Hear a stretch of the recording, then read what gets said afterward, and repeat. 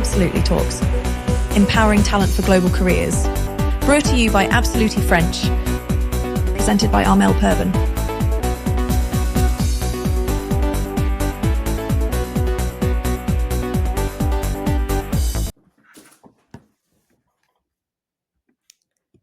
Hello, everyone, and welcome to this new episode of Absolutely Talks.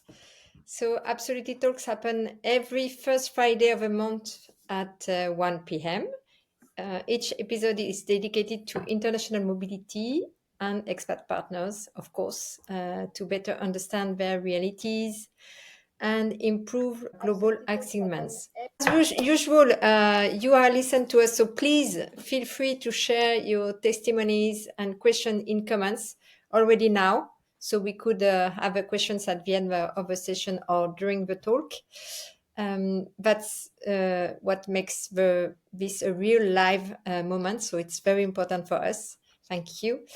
And today we are diving into a topic that is very important in many mobility strategies: the invisible barriers to integration, especially the cultural and practical challenges expats and their families face when settling in a new country. So I'm Armel Perben. I'm the founder of Absolutely French. We support expatriates and expat partners because we believe that they are the true key to a successful international assignment. At Absolutely French, we go far beyond language.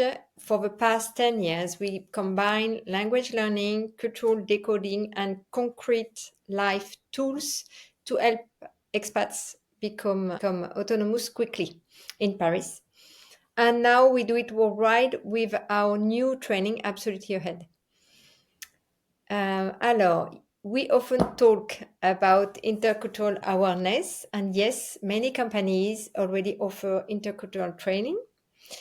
But let's be honest, these sessions often miss the real life difficulties, and we are here today to understand what is it and how it happens in the real life. So it's very important for me to have today Lina, Chauveau, and Dash, who are expats and who were expats in different countries. So please, Lina, could you explain us who you are? Of course. Hi, Armel. Hi, Dash. Hi, everyone. So I'm Lina. I'm originally from Colombia, where I started my career as a graphic designer in advertising agencies. And over the time, I realized I really wanted to shift toward an international marketing, and work in a more global context. So that's what brought me to France in 2011. So for professional reasons. So when I arrived to France in 2011, I went through the process of diploma equivalences. I need to do again internships and pursue the master degrees to help to integrate in the French job market. And today I work as a marketing manager at LinkedIn, where I have been for 1 year and a half. So Thank you, Lina. Thank you. And Dash, can you explain who you are? Sure, no problem.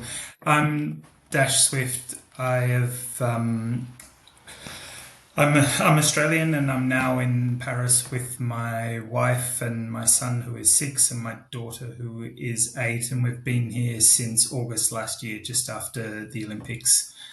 I've been with my company now for just under 20 years, and in that time, this is my 5th expat move, so quite a lot. I think it's just gone up to 7 years now. I've worked for the company, but in overseas offices. So that's me. So I'm going to ask the first question. Thank you for your patience.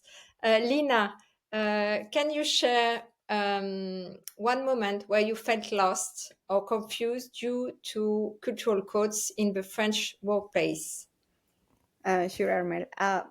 Well, there are many. First of all, the language, like this classical, formal, informal, but it's something that you can tackle quick if you study French. But I think something that I'm still developing and understanding is the communication style. There is a lot of nuance.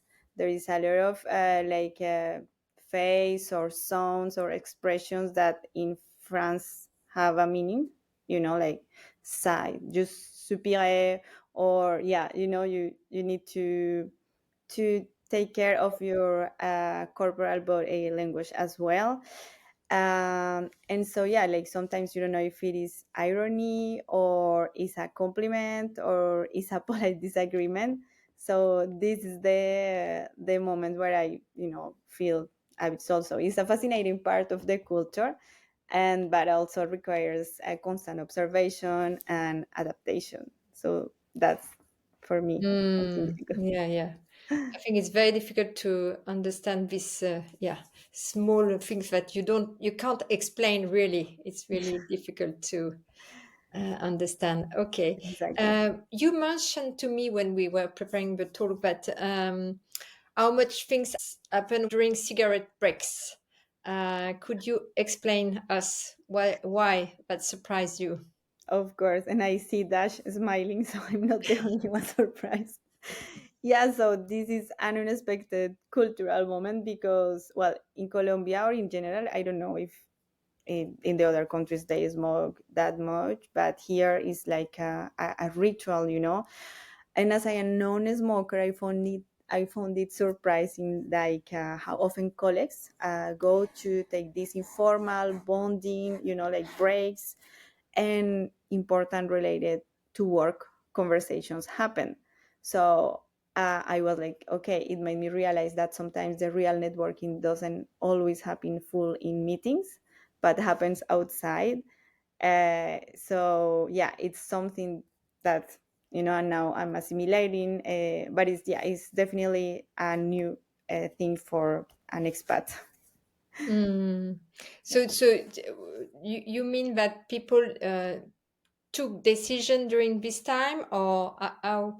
Not decision, but sharing information, additional information, or important information, or future information, and then it will be announced. So these things that Mm. sometimes, yeah, you don't get that. So it's Uh, not like this in Colombia. Sorry. It's not. You don't do No, that in Colombia. no. I mean, like not around a cigarette. It's the fact of being around a cigarette, and that I was like surprised how Mm. important it is for the French culture. So The did you cigarette break. start smoking? No, I No. really don't like so. But I have friends that admitted they started smoking to get this. Okay. Okay. So Yeah, it's a because choice. it can be also in coffee breaks. No, Yes, yes. not especially cigarette, or I don't know. Yeah. Well, I feel it's more cigarettes because not everyone smokes. Yeah, yeah, exactly. So it's more complicated to follow what happened during this time. Exactly, exactly. I Yeah. see. Uh, and what were the most unexpected cultural barriers you faced in France? Well, I would say one cultural barrier was the way performance or satisfaction is rated in France in the academic and workplace. Because in France, the rating is the 20 over 20, 0 to 20, sorry. So I came from, Latin America, so similar to American style, where it's over 5, and you can get 5 over 5. But in France, you will never get 20 over 20, like there is no perfect score.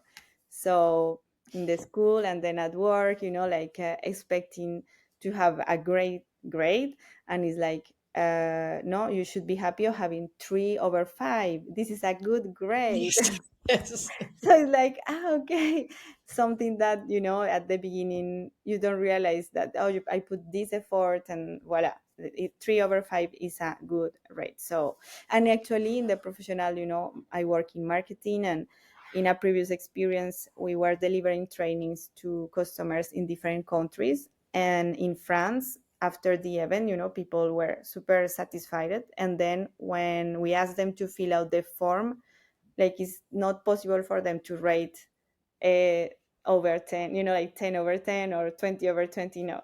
So it's like, oh, we did a great job compared to other countries, but the results are not the same as amazing as other countries. So this is something that was unexpected. And then more positively unexpected is this work-life balance ambition. Because, well, I don't know in Australia, Dash, well, in Colombia, we work a lot, like in Colombia, it's not 35 hours and there are not all these benefits, days and holidays that much.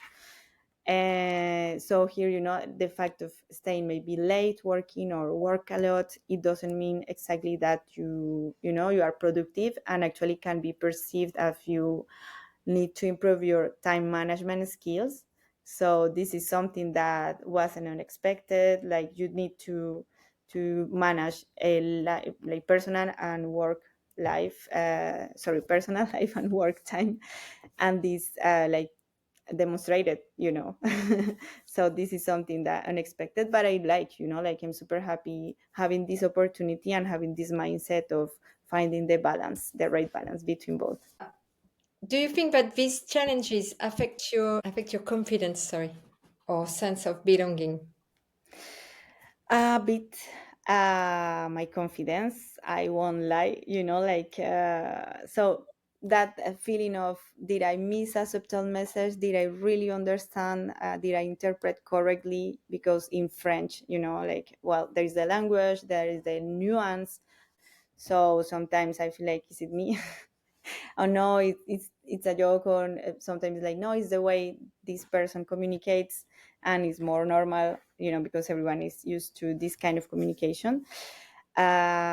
So it impacted also the public speaking, Mm, confidence. So for example, this exercise, even in English, is not like if it was in Spanish, like I feel like yeah. if I was talking in Spanish, my full personality and confidence will be always like expose it. But in France, in French or in English, yeah, it's more difficult. So I have a long playlist of positive affirmations to keep believing in myself. Very good tool. I think it's good to share with everybody if you have a list of your positive For the morning sentences. in French, in English, in Yeah, Spanish. yeah. I So need yeah, it too. After all the technical issues today, I think I need something like this. thank you. So yeah, that's for me one of the like impact in my self confidence sometimes. Yeah, I understand how it could be. Yes, difficult. Thank you, Lina, for your Of course. transparency. Dash, so you have heard about Lina's story, and now you have experienced several countries. And what do you notice most when adapting to a new environment? Oh, the food and the coffee, right? They're very important, and you'll find in every culture, food has a place, and coffee in, or drinks, yeah, always have a place in a culture, and understanding that it genuinely helps, and people are typically proud of their food, and it's a way of building understanding and relationships for me. So that's always been fairly important, and yeah, it helps bridge the gap, and create understanding, I feel. Hmm. Yeah, yes, for sure. And I just remember with the English, English people, you need to go to the pub. If you don't go, and you missed Yeah. one part. So, in every country, yeah, really, there is something different. Yeah. Or the tea in India, the tea break. Yeah. Um, Okay, how do you personally approach adapting to a new culture when you arrive in a new country? Because you lived in 5 countries, so do you have something specific to help you? No, obviously going back to the what I said previously, food Yeah. helps, but I guess it's an you have to be very open minded, and you have to be respectful. Obviously, things are going to be different. Different things will be important, but at the end of the day, it's and in work, it's at a personal level, so it doesn't within a culture, you're going to have a whole spectrum of people, and that people are going to be vastly different. So I guess you have to be open minded. You have to respect people, and then just try to understand people as individuals. But obviously, the overall cultural umbrella is important. But it is about people and building relationships, working in different places. Yeah, yeah, that's true. And maybe asking question to the people and create a connection help also. Yeah. Yeah, definitely lots of questions and understanding what's important, and then showing interest in what's important, and trying to understand cultures and holidays and celebrations is important, and it's what's interesting about living overseas. Yeah, exactly. Thank you for the supportive messages we have received from the from the people in the comment. Uh, yeah. So, what helped your family feel at home? Because it was you came with your family, so it's a little bit different if we compare with Lina. Um, Yeah. uh, what did you do to help Yeah, your family? and I've thought about this question because the first move I did with my company was by myself. It was before I met my Mm-hmm. wife. The second and third countries we lived in quite soon. We got married while we were living in the second country, and then we moved back home, had our children, and then moved to Malaysia just as my son was 10 weeks old. My daughter was a year and a half. And then now we moved when my kids were at school. So obviously, what helps is very different. But now what helped was finding a school that would work for my kids, and schools are great, and great because they provide an instant sense of community. Um, your kids have friends. It really helps with the integration side. So I had a boss who had previously done a few expat assignments, and he was very wisely said that this assignment will succeed on whether your family is happy at home. And that is true, because if your family is settled and it feels like home to them, it allows you to work and perform during the day. So in terms of how we managed this move, we made it an adventure. Moving to France just after the Olympics, we got involved in that. We made sure we had, and my wife was great at this. We made sure we had anchors from home, and some rituals that you can bring from home, and some important possessions that you make sure you get and come with you on the plane rather than in shipping. And then it's also about creating new rituals that celebrate what is greater about the place. So we arrived in August. It's nice and quiet in Paris in August, but we every morning we'd walk around to the cafe and have pastries and coffee, and then walk to a park on the way home, and that sort of really helped us feel centered where we were living, and it made it feel like home. So uh, trying to get out of limbo as well as quickly as possible. Living out of suitcases isn't great for anyone, and so making where you are staying feel like home quickly, and getting that settled is really important to feeling like you're living somewhere, and you're at home rather than on a really long extended holiday. So. Yeah, yeah.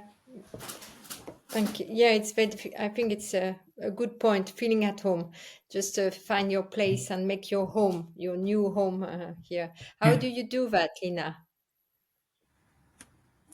Adapting here. So, totally transparent. I started as a fille au pair in France. So it Mm-hmm. allowed me to, understand how families live here. So I think it's different from Dutch because I didn't have in the plan to feel myself at home when I arrived.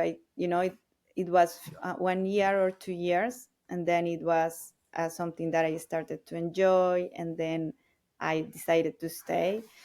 So this country my home, and knowing that I think I will stay forever now. Okay. It has been longer, yeah, it's still on process. But I really like the idea you said, Dash, about rituals uh, that can also merge cultures. This is something very important because celebrations in every country are different. So great to keep some of them and repeat these rituals and celebrations could be nice. Yes, and rituals is good also to observe and see how people, when you told to go to a cafe, and I think it's very good point to see how people do things in Mm. the new country, and you can learn a lot just in watching what people do, and so it's so interesting. Thank you for sharing that. Um, Dash, what kind of support can really make a difference for expats and their families when they move abroad? Yeah, I've thought about this question because I've had varying levels of support. Like I basically, the first move, I got a hotel and turned up at the hotel and then found my way to the office, and at varying levels of support. And my employer in France, the office here is really wonderful. They take care of all the administration, all the beautiful French paperwork, and the hundreds of forms that need to be filled and signed, and they've been great at removing those distractions really, and made that super easy. So it really allowed to focus on work and family, and just remove that. They were great with help finding a house, power, water, electricity, you name it. All of that was very easy for us, and I'm massively grateful for that. And then in two of the countries, Norway and in France, my company used expat service providers, right? So the company in Norway had language lessons, much like the service that Absolutely French provides, but they were also more targeted at the lady who ran that organization. She called them the love pats. The expats go to work and the love pats follow, and the love pats are the ones that are making the sacrifice. They've maybe given up their career, or you have to swap careers, family, friends, etc. They're the trailing ones. So this organisation, and again, Absolutely French does a great job of this, is providing learning opportunities in integration activities that are social as well, and provides an initial community and that help, and which is really good because again, it helps the spouse feel engaged and feel important in the move, which they incredibly are. They're massively important. Yes. So yeah, administration barriers, any services that remove those, and then any services that help the family and the trailing spouse is are massively important to the success of the expat move. Thank you, Dash. So for you, what means the word integration? So I will start with Dash, and Lina, would be happy to have your answer too. Sure. So Yeah, I I'm maybe not the best person to ask for this because I was listening to Lina, and she's for me massively integrated. I'm working I live in a bubble. I live in an expat bubble. I work for an international company. I speak English at work. My kids go to an international school, so I live in a bubble. Like I'm not. I in no way do I don't. I don't feel integrated in the truest sense of the word. I feel at home, but I don't feel integrated. So, and I don't know. I think I'll be here 10 years and to be truly integrated, but I still feel at home. I have a much greater understanding of the culture and the way things work. So I guess that is part of it for me. But again, I work in English in my mother tongue, so there that will always hamper my feeling of being integrated. Unlike yourself, Lina, who you've been here a long time. Do you work in French or do you work in English? I work now in French, and I now I have Yeah, even a French last name because I got yeah, married. So yeah. yeah. Um, so no, yeah, for me, integration is exactly like feeling that you are part of. So, but it's something that I feel as a foreign person is something that you need to look for. I mean, nobody will integrate you. Like we can't expect people or the company, or it's a really personal like process to keep and like despite many times where you don't feel integrated, so you need to keep trying and keep going and keep talking and keep seeing the way around to get in, to make friends, to find a job, to find the job of your dreams.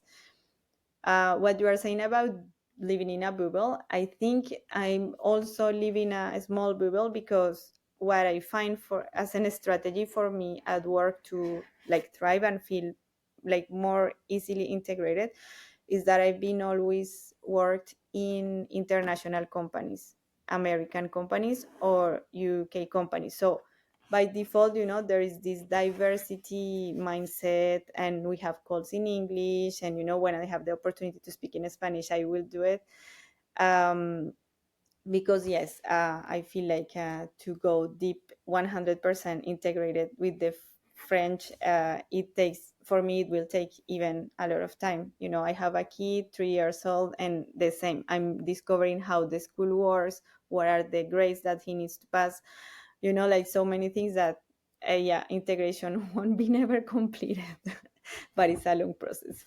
Thank you. It was Yeah. very interesting to have your two answers, very different answers, and thank you for the how you answer, because yes, I agree with you. Dash integration is not. It's a big word for when you just arrive in a new country, and but could you and it was interesting to, of course, to have your point of view, Lina, about the integration. And for me, the thing is, we often speak about integration, and integration can be the language, but cultural aspects are very important also.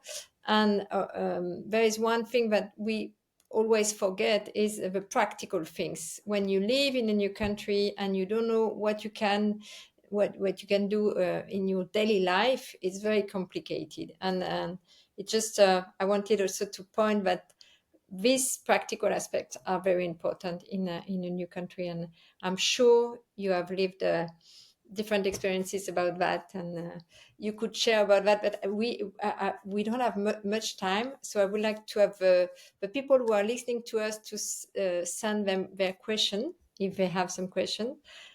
And before their question, do you have simple actions that could help make integration smoother for you, Dash, for example, because you said you are not totally integrate. What we can do to help you? Well,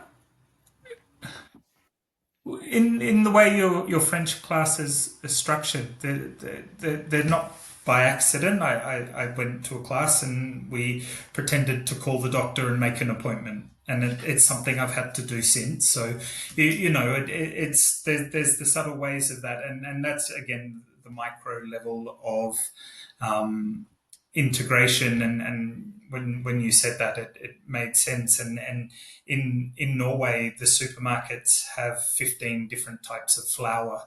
And so the association, the company that were helping us there, they run supermarket tours and tell you that you use this for this and that for that. And it is a point, like I remember my wife and I had a discussion after it might have been 6 weeks here, and my wife, I came back. I'd been to the supermarket and I came back and I was like, I knew where everything was and I didn't have to think and I didn't have to try and translate 15 different labels. I could walk in and I grabbed the three things I needed and I didn't need to think. I just picked them up and I walked out. But that took us 6 weeks. So yeah, integration is at many levels, I guess. And so services and classes and learning on focusing on those little parts of integration that make day-to-day life easier, where you don't need to think, where it takes a lot of brain power when you first move somewhere, are quite Yeah. helpful. So I have a question, and the point that you said, Lina, about the people must need to, could I say, they need to, they want to be integrated, and I think it's also very important because some people don't want. In fact, they just they are happy like this, and it's okay. I Yeah. think it really depends of everybody, and every choice is good. It's just Yes. yeah. You But can try. I've also found that everyone also wants you to integrate. Everyone's proud of their country and they want you to know what's Yeah. great about their country. They want you to understand it and be part of that. So there is the other side. Yeah, that's true. Yeah, yeah. In every, yeah, they always ask you, what do you like here? What do, yeah, Yeah. I, that's true. So very interesting. Alors, so I have some question. Since you moved, has your way of connecting with others changed? Alors, it's for both of you, so you can. Yeah. Well, for me, my way connecting with others, I think yes, but like, yeah, I think, but it's also dependent of the stage of your life. So I understand that now we need to book very in advance to meet friends, for example, or people, or yeah, even family. For me, like, you appear at the door of your house and it's normal, but here you need to, announce and things like this, like, okay, respecting more, in advance, planifying. So yeah, this change, like, it was more spontaneous when I was back in Colombia, but also I was younger, like, maybe the people that around me didn't have kids, or Mm, so mm, many obligations. So yeah, it changed. Uh, mhm. And Yeah, Dash, and it it definitely does because it changes the way you connect with your friends home, your family at home, and it changes that. But it also, again, forces you to be more outgoing and do different things. You find yourself in more awkward situations as you know, you're trying to meet people and trying to connect. So it does change and but yeah, I can't really name a great example for it, but it definitely changes the way you communicate and with people and connect with people at home, and then changes the way how you meet people where you're living in a new country. but as you said, it's like pushing yourself out of the comfort zone to talk, and like, invite some, like, making new friends, because it's my case in any case today, like, okay, now we are parents, so like, going to talk to a new person and start, like, this process that we had already our friends from the younger period. So yeah, it's always going this step further, that change as well. Mm, yeah. Yeah, you need to be brave when you arrive in a new country. Always, no shy. It's possible. Yeah. You can't be shy. No, it's difficult. Uh, so I have another question for both of you. Do you have any practical tips for the many spouses looking for a job? I let Dash. I don't. um, so for the spouses looking for jobs, Uh, yeah, obviously for countries that have a different language. So um, my wife, when we moved to Norway, she was before we had kids. She was searching for work, and obviously searching only jobs where you needed English really limits the pool. So learning as much language as you can as quickly as possible, I think, is really valuable in job searching, and yeah, increasing the speed of integration so you're not so different and an outlier.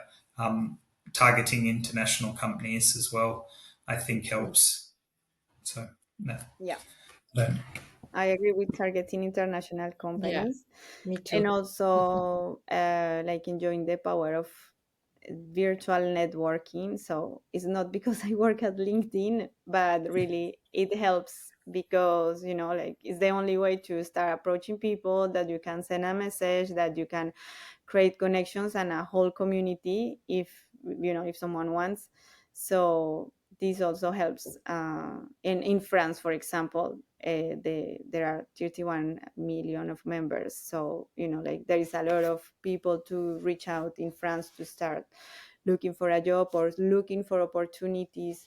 So it's also a tip for people or Mm. spouses looking for a job. Yes.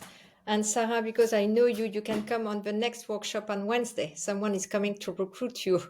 So we in absolutely French. So come and join us.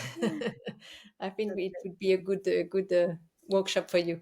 Yeah, thank you. Sorry, we have just 2 minutes left, so I'm going to hand this talk with you today. Thank you so much, Lina and Dash, to be here with us. Do you have a final word to say to the people who are listening to us? Thank you, Armel. Thank you, Dash. No, I really enjoy sharing my experience, and I think really it's a matter of perseverance. And if possible, to learn French or to demonstrate interest in French. French people appreciate that. So it could be a good advice. Thank you, Lina. Yeah, Dash? and yeah, I highly recommend moving to a different culture and different countries. I think you gain a lot, and then also for your employer, I think you can provide a lot. Right? It's diversity. It's a different background. So um, if you do move, be respectful of the culture, but also stay who you are. You're there because you are different in many examples and have a different way of thinking and different things to add. Yeah, thank you. Thank you, both of you. And I would just add one little thing because we train people for the integration. And one thing that I always see, and when you are curious, when you speak to the people, when you ask questions, then the cultural aspects are easier, I would say.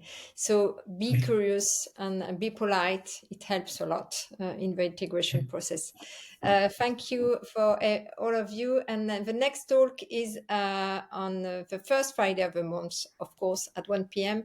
with Rebecca Fischer-Bensoussan. She's the founder of YOLO. YOLO is a conciergerie that helps women who face high positions. So it's very interesting. And I'm very happy to welcome Rebecca next month.